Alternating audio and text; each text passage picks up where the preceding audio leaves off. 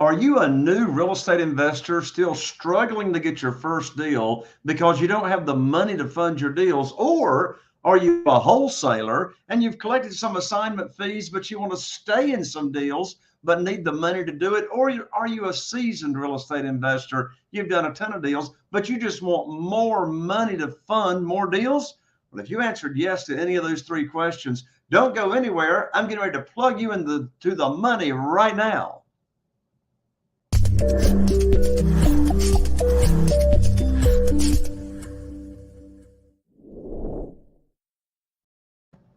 Well, hello and welcome to another episode of the Private Money Academy podcast. I'm Jay Conner, your host, also known as the Private Money Authority. And if you've been tuning into the show, you know for some time I have just amazing guests and experts that join me here on the show. And today is no exception. But before I introduce my special guest, I've got a gift for you for just showing up here on the show. And as I just asked those three questions a moment ago, do you want more funding for your deals? Well, my free gift for you today is my new book that I want to ship you a copy of, which is called Where to Get the Money Now, subtitle, How and Where to Get Money for Your Real Estate Deals Without Relying on Traditional or Hard Money Lenders. I'll rush this book out to you. It'll plug you in to getting funding for your real estate deals, regardless of your experience, your credit, your verification of income, or any of that. Just pay a couple of bucks on shipping and I'll rush it right out to you. And you can get it at www.jayconner.com/book. That's jayconner.com/book. Well, my guest today has got quite the story. In fact, he manages over $40 million in private money. You see why this is one of my favorite guests for this entire year. We're going to be talking about private money. And these funds is deployed into multifamily real estate and apartments. And my guest has been involved in over 1,000, that's right, 1,000 wholesale, rehab, rental, foreclosures, and apartment transactions, just about any real estate transaction you can think of. And he currently holds a portfolio of over 3,000 cash flowing apartments. In addition to that, he's the founder, the CEO of a variety of, it's called Freeland Ventures. And also he's a strategic real estate coach. He's a true entrepreneur. And in fact, he has never had a boss, employer, his entire adult life. Quite a story, a lot of experience to share with us. And of course, he's an expert when it comes to raising capital. With that, my good friend and guest, Josh Cantwell, welcome to the show. Hey, thanks so much, Jay, for having me on. I've been looking forward to this all day. I got invited to the show. So excited to be here. So thanks for having me on. Absolutely. I'm excited to have you on. We get to talk today about my favorite subject, which is private money. But before we get on the subject of private money, first tell everybody, how'd you get into real estate? Listen, Jay, I kind of fell into it just through sort of life experiences. When I graduated from college, my dad who's an entrepreneur, and my father almost ripped my head off when I went into the financial services world. My dad was in financial services. He did employee benefits. And so I followed his footsteps. I did internships for him when I was in college, and I jumped in and got my Series 6 license, my life and health licenses and things like that. Fast forward a few years, I was making a great six-figure income as a 24-year-old, but I realized that a lot of my best clients, my biggest clients, did not have all their money in the stock market. They actually owned apartment buildings. They owned strip centers. They owned rental properties. They leased those buildings out and were making positive cash flow. And no matter how hard I tried, Jay, I couldn't pry those dollars out of the real estate business and get them into the stock market. So I actually took notice and said, well, look, they must be up to something because they seem so married to those assets. They won't give them up the money in real estate. So I paid attention. Quickly, I realized that they were up to something and they had something that which was passive income. And I quickly started learning about real estate, bought my first few investment properties, and ultimately decided to quit my job as a financial planner cold turkey back in 2005 to jump into real estate full time. And how old were you when you went full-time real estate? I was 29 years old. I was, I had a number of years of experience, but kind of doing both, doing real estate on the side as a side hustle and still serving my clients in the financial services world.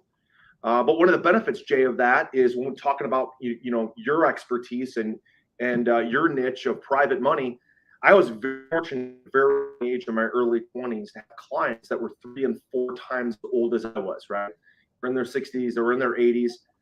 And I got very comfortable talking to people about private money, about capital, about raising money, deploying it, being in the stock market, talking about their financial goals, objectives, risk tolerance. I got very, very good at all that at a very young age. And so today, now I'm 45 years old, and that experience, which again, my father almost killed me for doing it, but that experience at a very young age has served me really well the last 10 years, especially in raising money and doing much larger commercial deals. Yeah. What I have observed with, myself in the world of private money, and also the many students that we've helped raise a lot of private money, it seems as though one of the best skills to have to be successful in attracting the funding and teaching other people what it's all about really comes down to not only your confidence and knowing what you're talking about, but also your communication skills. Would you agree with that? Oh, no question about it. No question about it. Being able to communicate. And honestly, Jay, as you well know, raising money, talking about people about money is really just a conversation, right? It's about leading a person down a path, asking the right questions and having a conversation. It's truly not a pitch. People think, oh, I pitched this. I've raised and deployed $80 million. We have 40 million deployed right now as we're doing this discussion. But I never felt like I was pitching someone, especially with my experience being in the stock market, was that I'm just kind of comparing the stock market, the volatility of the market, the ups and downs of the market to the safety, the security, and the predictability of real estate. At the end of the day, I leave it up to that investor what they want to do. And fortunately, they usually make what I think is the right decision of investing in real estate, at least with a big portion of their portfolio. The reason why I do still like stocks, bonds, mutual funds in some cases is simply because it's so liquid, Jay. As you know, you could snap your fingers, you could get liquid, you could go buy something else, you could pay for whatever you need. It's super liquid. Real estate, as we know, is not so liquid. So having these types of discussions around, look, the stock market for the last 100 years has averaged a 9% return. If you talk to any financial advisor, they'll use a 7% blended return on a portfolio because you mix in stocks, bonds, mutual funds, and secure investments. 7%. That's before, right? And I'm talking to you, Jay, like I'm talking to one of these guys that I'm presenting to. So hopefully this is valuable for your audience. But that's before the 7%, before fees and commissions.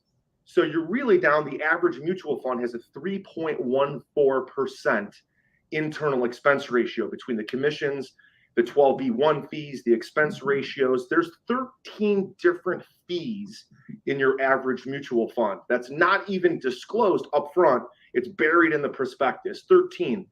So when you take that 7% average return and then you take out those fees, the average investor doesn't know it, but over the long haul, they're going to get about a 4 to 5% net return. And when I just educate people about that, and then I talk about, hey, you can make a private lender loan, or you can invest in an apartment, or you could do a loan or a JV deal on a rental property, and you're going to net over 10% plus possibly more with equity. It's just a discussion. It's not a pitch.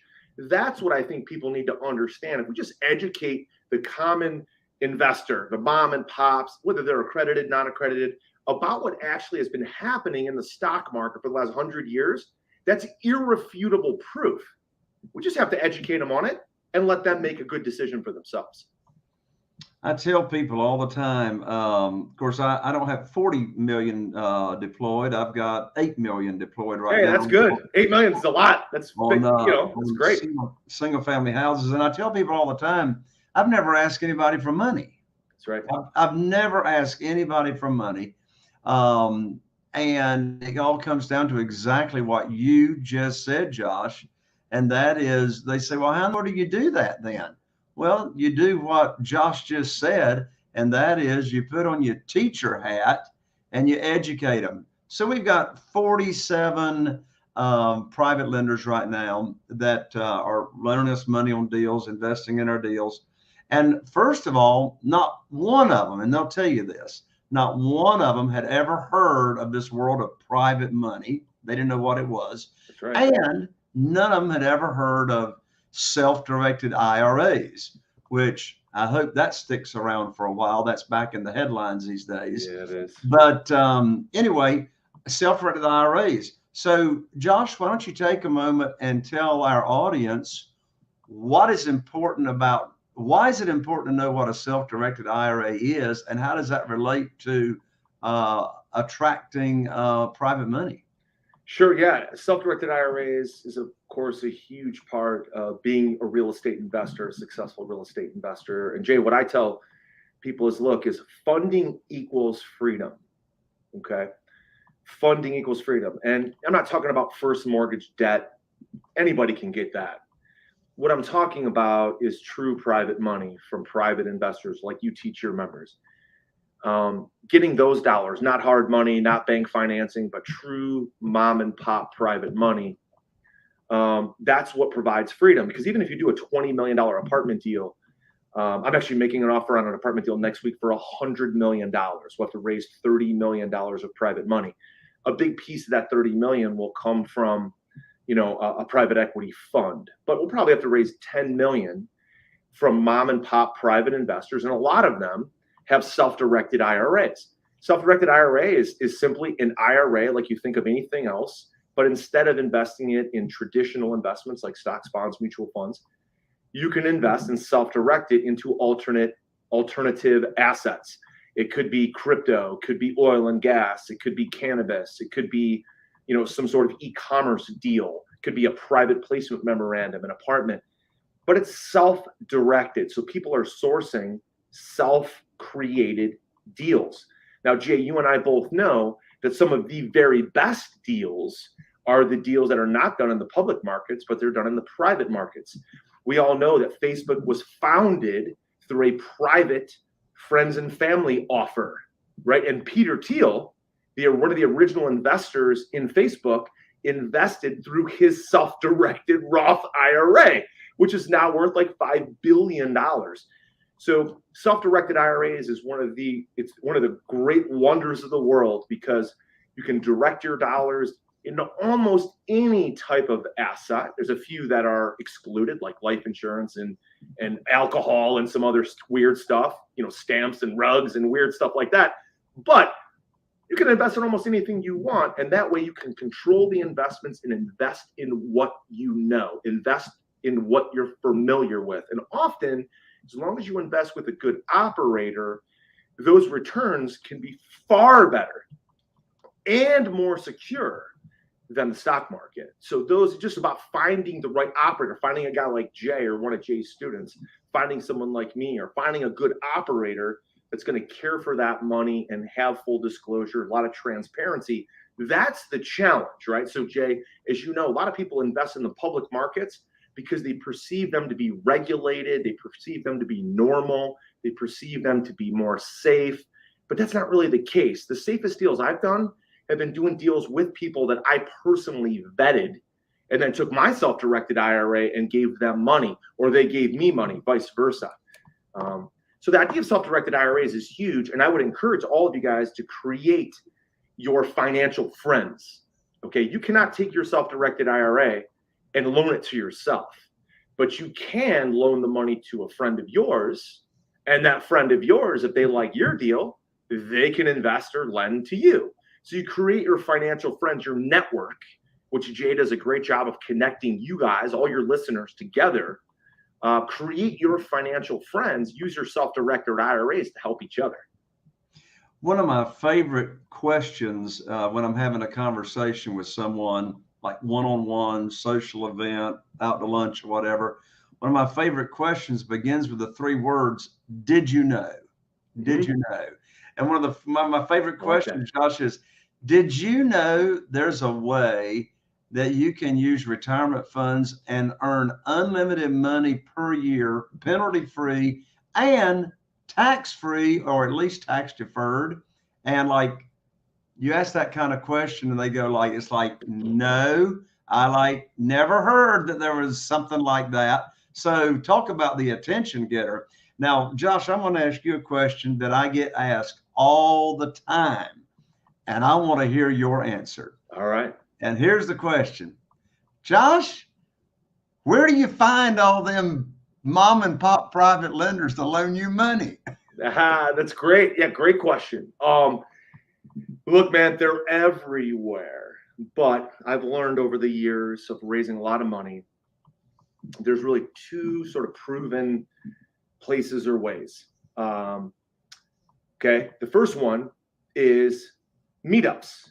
Okay. Meetups. This is a category that I look at meetups. What I mean is face-to-face events, seminars, could be inside of Facebook groups, places to meet with and talk to people one-on-one.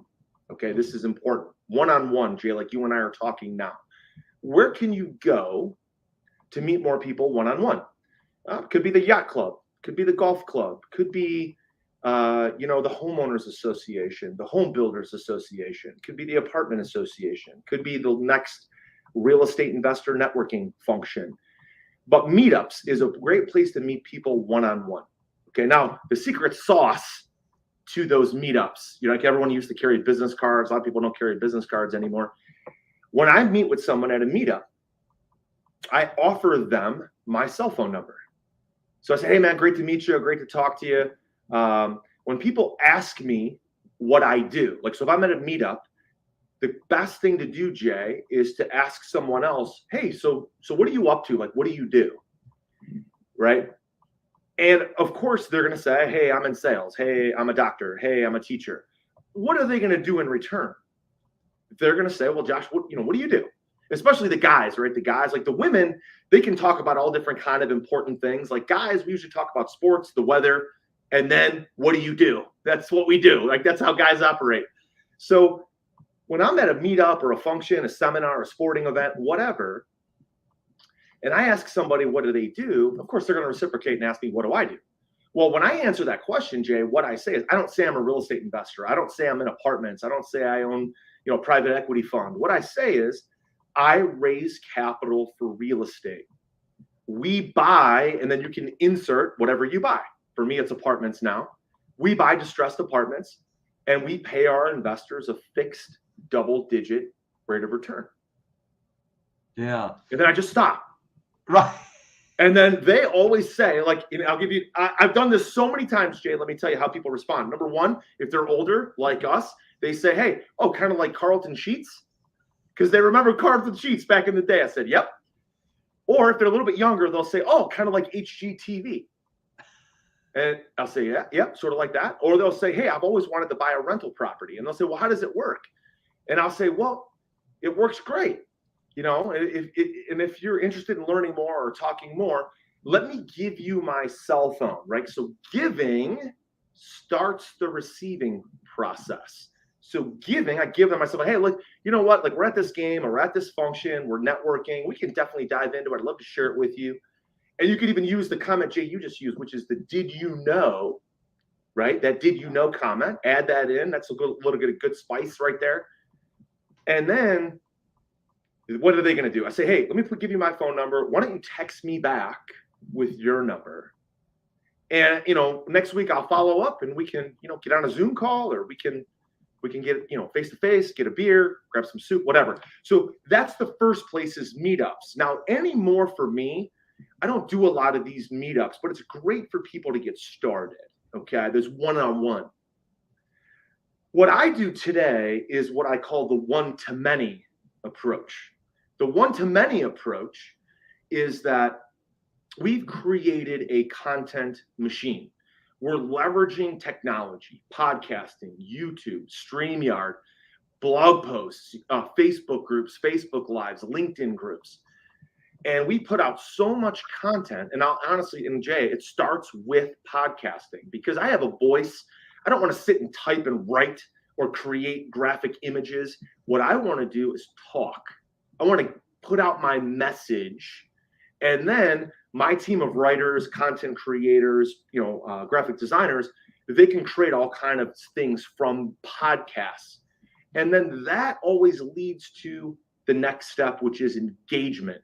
Engagement is when we're asking them to opt in, right? So whether you're at the meetup, the opt-in comes in the form of exchanging the cell phone numbers. If you're running and building a content machine so you can recruit investors online, the next step is to get them to engage through an opt-in, which means they visit your website, they opt into your investor portal, or they opt in for a free report, or they opt in to buy one of your books, Jay, like you just offered, and they engage, right? And then there's a follow-up process from there, but that's really where it starts, is those two ways. I don't do a lot of meetups anymore. I do speaking engagements from time to time, but we are a content machine. I put out about 3 or 4 podcasts a week, and we recruit hundreds and hundreds of new investors a year because they we feel authentic, they like our content, we're following up constantly through new content, and then they opt in and engage, and then we take them down another path from there. But that's where it begins. Wow, I love it, Josh. I love it. Well, I tell you what, man, I can't believe the time is going by so fast. We have one participant here shot in a question. What do you see happening in real estate over the next 6 months? Yeah, great question. Look, we're an inflationary market, no question about it. So for sure, in 6 months, values are going to be up. And when you look at, there's a lot of great marketing, right? I feel like I'm a great marketer. Jay, you're a great marketer. There's a lot of great marketing from real estate gurus out there. And I think generally, my opinion, I don't want to trash talk anybody, but generally, there's a lot of pending foreclosure, doom and gloom type of messaging right now that's really not accurate. Look, right now, there's only about 1.2 to 1.4 million properties on the MLS. Normally, across the country, there's about 3 million to 3.5 million on the MLS. A good friend of mine is the VP of market economics for auction.com. And so I get it directly from the guy, the economist at auction.com. And look, inventory is down about 55%. So right now, Jay, simple supply and demand. There's more demand than supply, so prices are going up. And then when you look at how COVID impacted the supply chain, again, we're in an inflationary market. So for sure, prices are going to go up. Now, by this time next year, around, let's say, September, October, November, December of next year, 2022, some of this foreclosure inventory will start to hit the market from the foreclosure moratoriums. But I'm predicting, and then my buddy at auction.com is also predicting, that only about 15% of all of those distressed assets from COVID are actually going to hit the market. Remember, Jay, we're in a totally different environment now than we were in 2008. In 2008, people got in trouble and prices were going down. Today, people got in trouble because of COVID, but prices are going up. So that's going to bail out a tremendous amount of people. And so here's what's going to happen over the next 6 months for sure is prices are going to continue to go up. Supply will start to creep back, but not as much as demand. Values will continue to go up. Interest rates will start to creep up, but not very much. The Federal Reserve has said that they're going to keep interest rates low.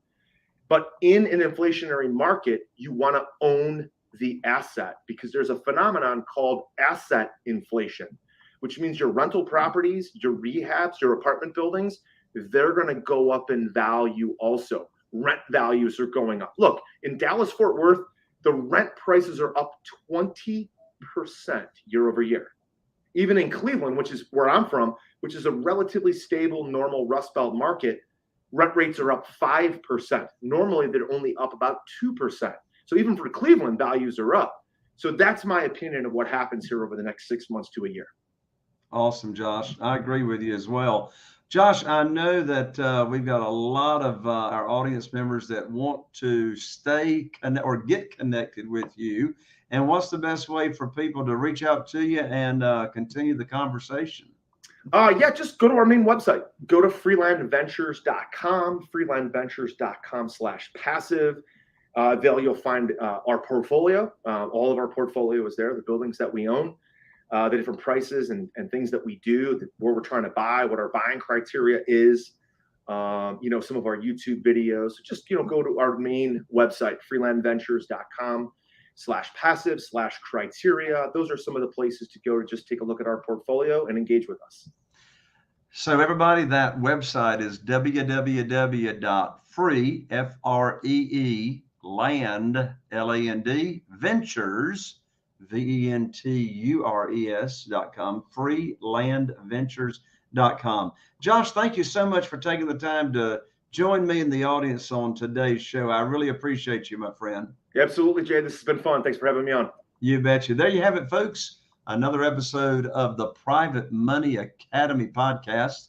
I'm Jay Conner, the Private Money Authority, wishing you all the best.